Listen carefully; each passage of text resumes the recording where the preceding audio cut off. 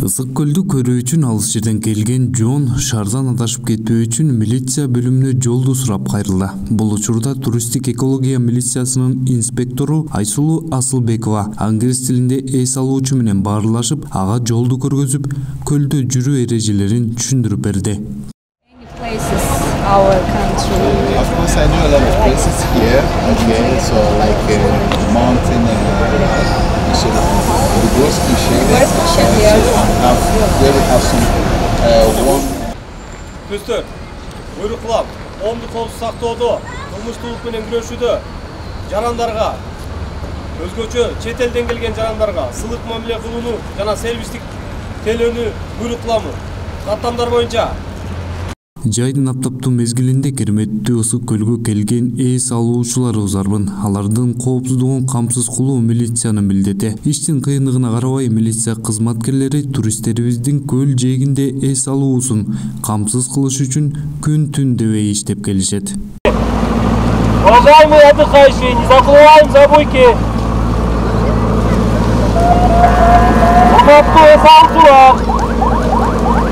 Суга түшкөндө суга түшүү эрежелерин сактагыла. Өз коопсуздугун карагыла. Суга чөмүп кетпегиле. Көлүбүзгө жылдан жылга келген туристтердин саны өтө көбөйдү. Ички туристтер, чет элден келген жарандар өтө көп келет.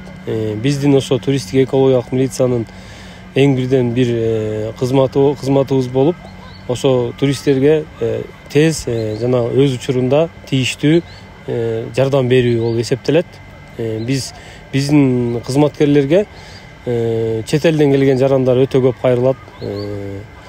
Алар көбүнесе базар каякта деп сурашат, магазин каякта деп сурашат, көлдү, анан көбүнчөсү ошо адашып кетишет жана буюмдарын жоготуп алышат. Ошолорго биздин кызматкерлер түрк, кытай, англис тилдерине эркин сүйлөгөндүктөн аларга тез жана өз учурунда жардам беребиз.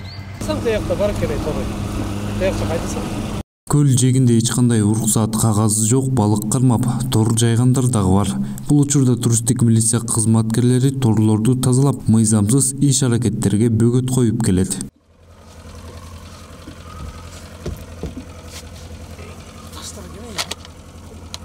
Экологиялык кылмыштар жөнүндө айта кетсем, өзүңүздөр билгендей, былтыр өтө көп болчу торлордун саны. Биз тараптан эле 400 километрден ашык тор, Кытай синтетика тору көлдүн үстүнөн тазаланып чыккан. Быйыл болсо башка службалар менен биргеликте араң эле 97 километр тор чыкты да. Бул статистика эмнени айтат? Бул статистика көлдө тор азайган жөнүндө маалым берет да. Бирок 100% браконьерчилик токтоду деп айта албайм, бирок мурдагы жылдарга салыштырмалуу азыр жок кайсы. Ысык көл облустук ички иштер башкармалыгы эскертет, сууга түшүүдө коопсуздук эрежелерин сактап, өзгөчө жашы жетелек балдарды абайлоого чакырат. Себеби эрежелерди толук сактабагандыктан өмүрүңүзгө коркунуч алып келиши мүмкүн.